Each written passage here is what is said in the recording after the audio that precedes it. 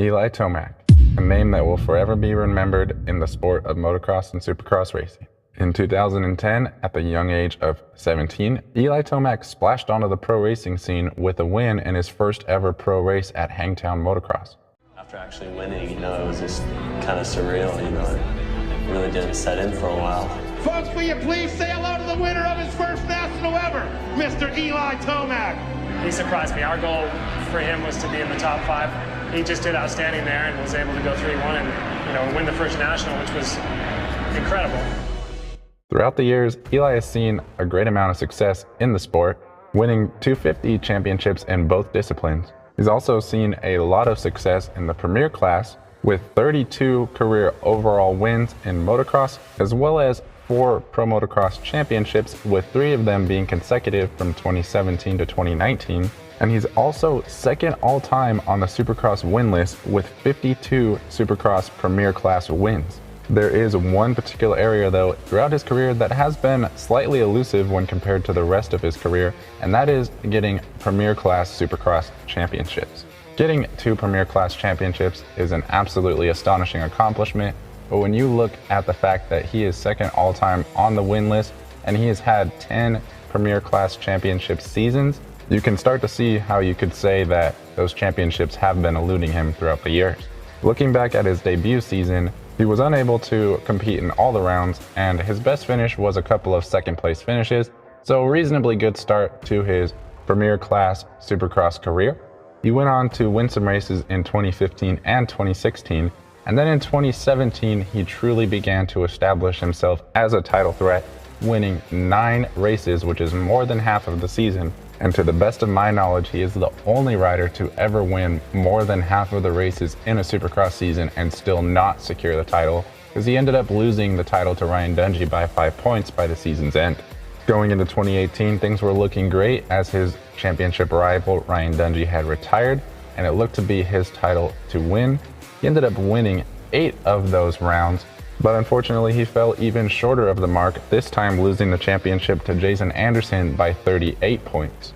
Then again in 2019 he bounced back, winning 6 of those rounds, but then a surprise championship winner from Cooper Webb, who had just switched teams to KTM and had never seen success in the 450 class, ended up snatching another championship away from Eli Tomac, and he ended up losing the championship to him by 18 points by the end of the season. Then in 2020, it finally all came together for him in his 7th attempt to win a championship, and he ended up bringing home his first ever Premier Class Supercross championship.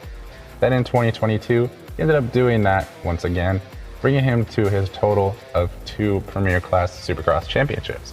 As Eli Tomac prepares to enter the Premier Supercross class for the 11th time at the age of 31, the question at hand is, can the number 3 secure his 3rd Supercross championship?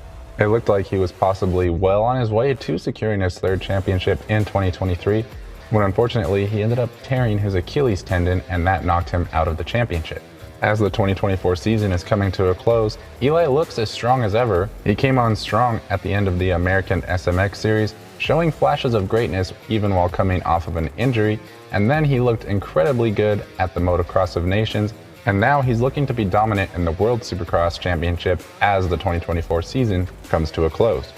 So as we look to the 2025 season, could this be Eli's opportunity to finally secure that 3rd championship?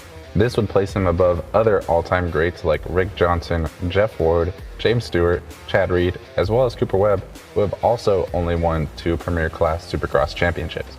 Regardless of that, it just kind of feels like Eli Tomac is just owed a 3rd championship with the amount of Supercross success that he's seen. It just doesn't feel right that he only has 2 Supercross championships to his name. And while you could argue that it feels like he's owed those championships, in reality, no one owes him anything, and he's going to have to go out there and earn it.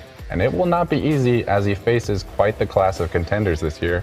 He has young and up-and-coming defending champion Jet Lawrence to deal with, and he looks just as good as ever as well. He looks to be a generational talent and quite phenomenal. We didn't get to see much of them battling last year, as it seemed like Eli was still recovering from that Achilles injury, and then he also ended up having a thumb injury later on in the season. So just this battle alone could be very interesting to watch if Eli can stay on the form that he's on and Jet can stay healthy.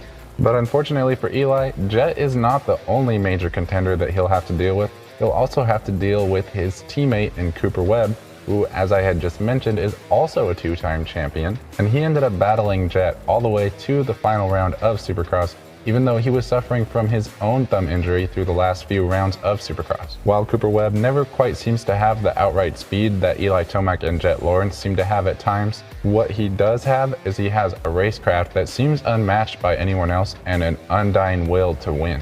And then if that's not challenging enough, Eli Tomac has another serious championship contender in Chase Sexton, who showed flashes of greatness in Supercross last year, but ultimately ended up struggling with bike setup, as he had made a pretty big change in the offseason, switching from Honda to KTM.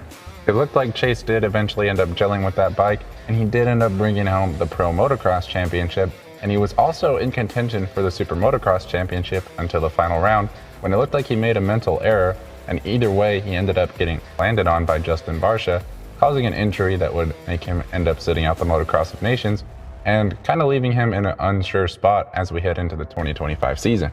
So already it would seem that Eli has 3 serious championship contenders to deal with, but looking a little bit deeper, there's actually quite a bit more people that could make his life hard. We have Jet's brother Hunter Lawrence, who was very consistent in Supercross last season, although he did get off to a relatively rough start at round number 1, not even making the main event. He was able to turn things around and finish the full season. He also battled Chase Sexton throughout the Motocross Championship and was a serious title threat at times. Then we also have Aaron Plessinger, who is Chase Sexton's teammate, and he's looking as good as ever. He was able to finally get his first Supercross win last season. Then there's also Ken Roczen, who was looking exceptional last Supercross season as well, until he ended up having a shock malfunction in the whip section, which ended up causing his season to be ended prematurely. And then we can't forget the Kawasaki boys of Jason Anderson, who did end up beating Eli Tomac straight up for the championship in 2018. And then we have Jorge Prado, who is your 2-time MXGP champion, who will be coming to race for Kawasaki in Supercross in 2025. While we did see him race 4 rounds last season, it's really hard to say how he's going to do in 2025, as he is moving to the US full-time. He's on a completely new bike, and he doesn't have to try to stay healthy to race the MXGP series right after he's done racing Supercross. He can really let it all out and just kind of go for it. And he really looks pretty good, even though he was just here temporarily in 2024. Then of course you also have to consider the contenders over at Husqvarna. There's Malcolm Stewart, who didn't look exceptionally good last year, but you never know what you could get out of him. He's definitely somebody who could get in there and contend for race wins at times. And then you also have to consider that RJ Hampshire, the defending West Coast champion, will be racing the 450 class on the opposite coast of his 250 championship. And then of course, let's not forget Justin Barcia, who we've seen get race wins in the last couple of years, and he's always up there in the mix, especially when he can get a good start. And then if we're going to talk about all of these guys, then we also need to talk about Eli Tomac's other 2 teammates, which is Justin Cooper and Christian Craig. So looking at Justin Cooper, he was able to make his full-time Supercross debut last season, and he was relatively consistent, and he was coming on strong at the end of the season. While he might not be a championship contender, he could definitely play a role in the championship by getting in there and contending for race wins and podiums.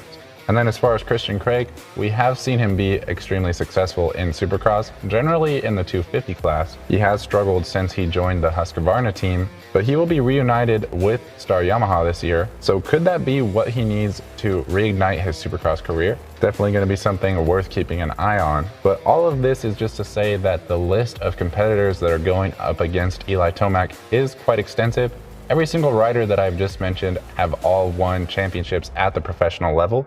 And I would be genuinely surprised if each and every one of them are not believing that they could win when they line up for Anaheim 1. If Eli Tomac can win his 3rd championship this year, I would argue that it would be one of the greatest stories in our sport. People have been asking Eli for years when he's going to retire. And as I had previously mentioned, he does look as strong as ever as of right now. And I think it would be foolish to not consider him a title threat. Whatever ends up happening, it should be quite the season to watch. I'm curious what you guys think. Do you think Eli Tomac will win the championship this season? And if not, who is your title pick for the 2025 Supercross season? Let me know down in the comments below. Thank you guys for watching, and I will see you in the next video.